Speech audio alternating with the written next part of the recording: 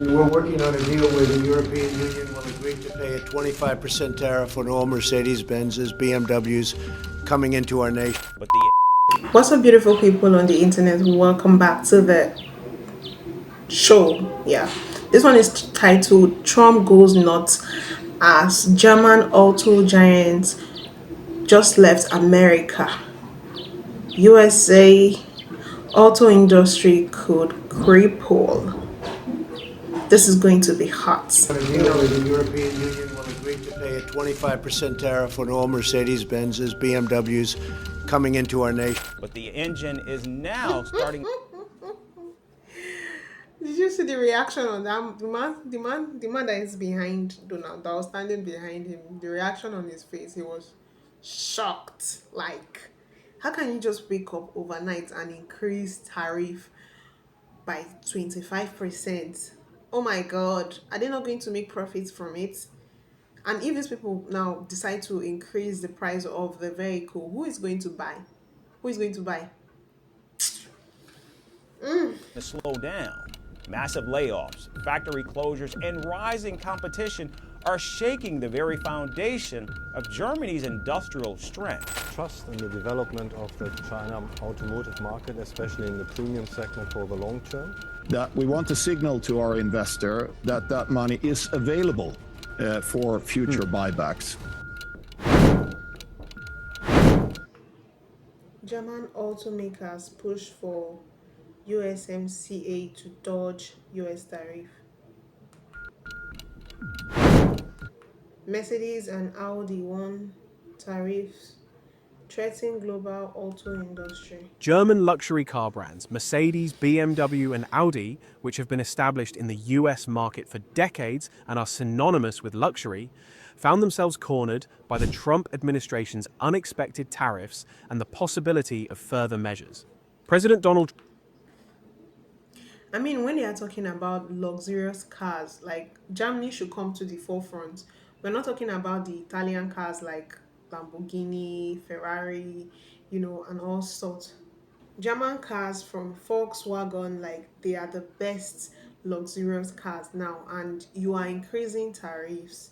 I don't know. Sometimes I don't know if these presidents they don't have advisors, or like what is actually the reason behind the increase in tariff. Why you are saying that they should start producing their parts in the country? Like when you're making decisions, put the other person in your own shoes too. Like, can they bear this cost of production? Trump has made it clear that he intends to impose astronomical tariffs on imported parts, stating, "If you don't produce here, you can't sell here." The automotive industry, which operates like a delicate lacework of complex global supply chains, has seen a chain reaction begin rapidly after colliding with President Trump's tough tariff wall. The European Union will accept a 25% payment, and we are working on an agreement where all Mercedes-Benz and BMW vehicles will be subject to a 25% tariff, Trump said. There were no press conferences or lengthy negotiations, just a single social media post. How did the US end up on the brink of losing German giants? We will examine the details of the latest developments and conflicts around the world together. Don't forget to subscribe to our channel, turn on notifications, and like our content to stay updated. The Germans realized that with this additional cost, they would either have to skyrocket prices or incur massive losses per sale. Neither option was sustainable. The result, a swift decision to pull out. How did this happen? Why did it happen? And what dynamics are at play? Consider that the BMW plant in Spartanburg, South Carolina, was producing 270,000 SUVs annually, selling them domestically Wow. and exporting them worldwide. Mercedes was assembling popular models like the GLE and GLS in Tuscaloosa, Alabama. Audi was also gaining ground in the US market with its imported luxury sedans and SUVs. In a world where tariffs can change overnight, the imposition of a 25% general tariff, coupled with tariffs of up to 200% on imported components such as engines, electronic control units, and digital instrument panels, suddenly imposed thousands of dollars in additional costs on these companies. If we pass these Exactly. costs on to consumers, no one will buy the vehicles. If we don't, we'll incur massive losses. Not at all. Not at all. Nobody's going to buy. Like, Are you going to invest all your life savings because you want to get a vehicle? on every car. The only option left is to withdraw. Dealers were shocked when they heard the news on social media in the morning. Brand new German luxury cars remained idle in showrooms. Warranty, spare parts, and service are all up in the air. While German car brands' assembly plants in the US are partially local, many parts come from Slovakia, Germany, Mexico, or other countries. When tariffs suddenly reached up to 200% on all these imported components, such as engines, electronic control units, and digital instrument panels, the numbers didn't add up. Not only did costs increase by thousands of dollars per vehicle, but supply chains also faced the risk of complete disruption in later stages. Instead of panicking, management boards did some quick math. Passing on price increases to consumers was nearly impossible, and writing off massive losses per vehicle was unsustainable. Not only dealers, but also countless businesses, from Yeah. financial institutions to vehicle logistics companies, automobile accessory manufacturers to advertising agencies that are part of this massive ecosystem will suffer serious losses. The luxury car culture melted away in a single evening. The Trump administration, however, continued its hardline stance, stating, "We are protecting our country's interests. The factory will either stay here or it won't exist at all." From the factory's perspective, the picture is even more bleak. The BMW Spartanburg plant in South Carolina was the production hub for the X-Series SUVs that brought global success to the company. Similarly, Mercedes had been operating in Alabama Tuscaloosa for years, providing jobs to thousands of Americans. Now, these Exactly. factories are either Exactly. If they are closing down now, like there's going to be unemployment, massive unemployment. closing Ah, down or shifting production capacity to other countries. First, looking at the vehicle sales figures of these brands in the US, it was estimated that they had reached a total sales volume of approximately 950,000 units by the end of 2024, 1 year wow. before the withdrawal.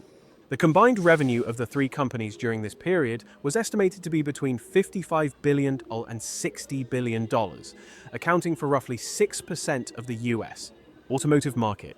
Therefore, even when considering market share alone, the loss of such a significant share in a short period of time has effectively erased billions of dollars from the US. Annual vehicle sales volume. Looking at the numbers in more detail, BMW produces an average of approximately 270,000 X-Series SUVs annually at its Spartanburg, South Carolina facility, with about 70% of this production remaining in the US, domestic market, and the remainder exported. This production represented an activity that was expected to generate approximately $14 billion in revenue for BMW in 2024 alone. Mercedes, on the other hand, produced around 260,000 SUVs, such as the GLC, GLE, and GLS at its Alabama Tuscaloosa facility, generating approximately $13 billion in domestic sales and export revenue. Audi, while not engaging in direct local production, imported and sold an average of 230,000 to 250,000 sedans and SUVs annually in the US, market generating approximately $15 billion in sales revenue. In the business model of these three brands, a portion of production took place in the US, while a significant portion of key components and technologies were sourced from Germany or other countries. The tariffs imposed by the Washington administration on imported parts, reaching up to 200%, not only pushed the assembly lines in Tuscaloosa and Spartanburg into impossible costs, but also pushed sales models like Audi's, which were entirely dependent on imports, to the brink of collapse.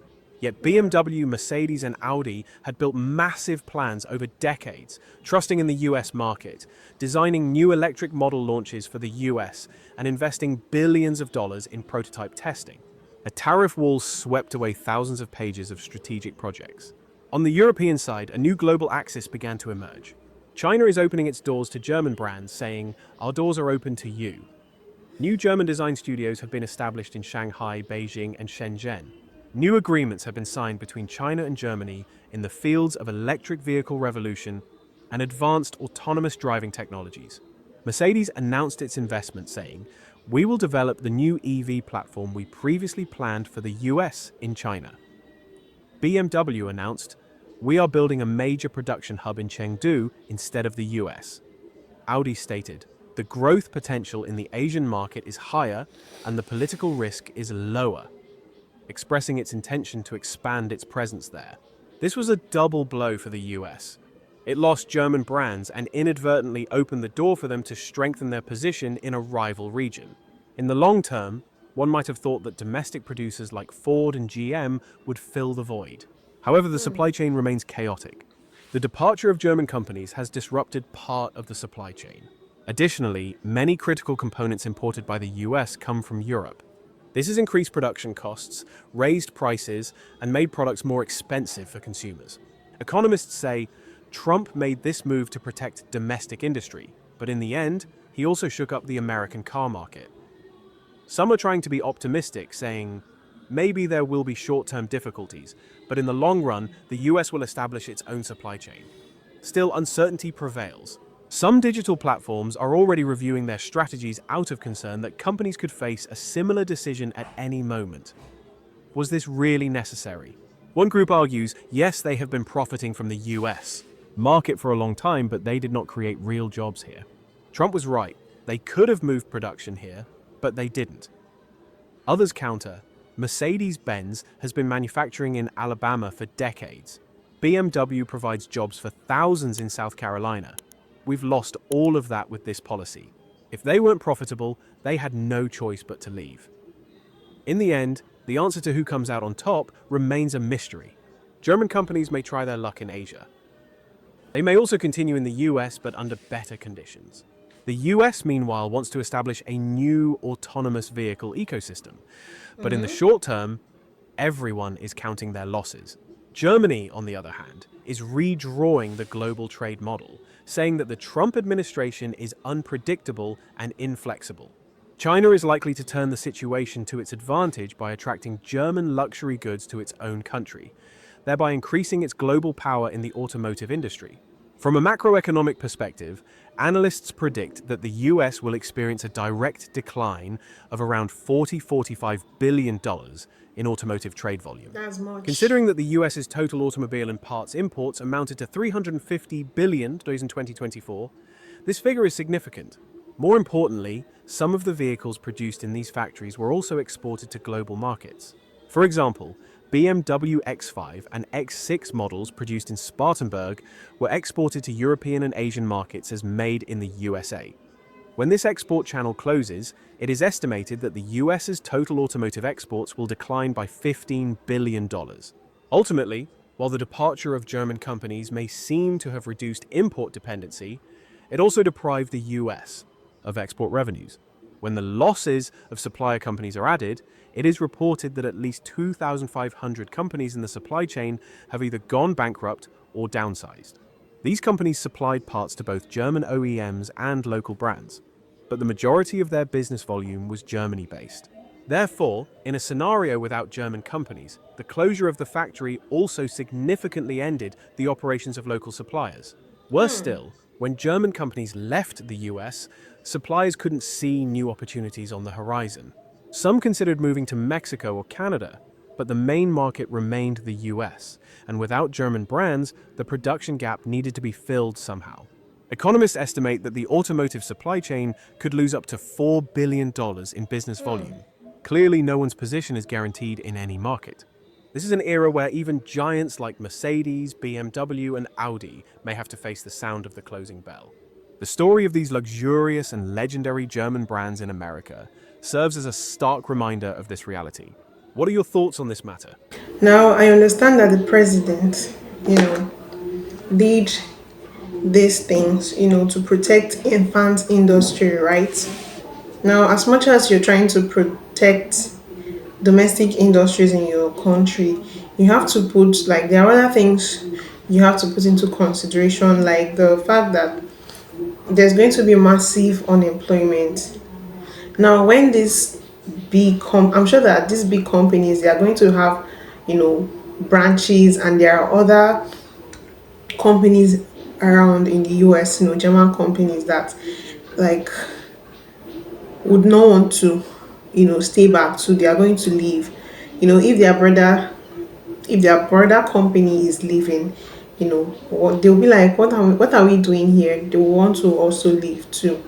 Okay, plus the fact that things like this now will make investors not to want to invest in the country, because they'll think, if I invest now 2 3 years now, one president or one government official will come up with new laws that would, you know, scatter all my investment, then I'll have to start all over again. Like, it's going to affect the economy in several ways.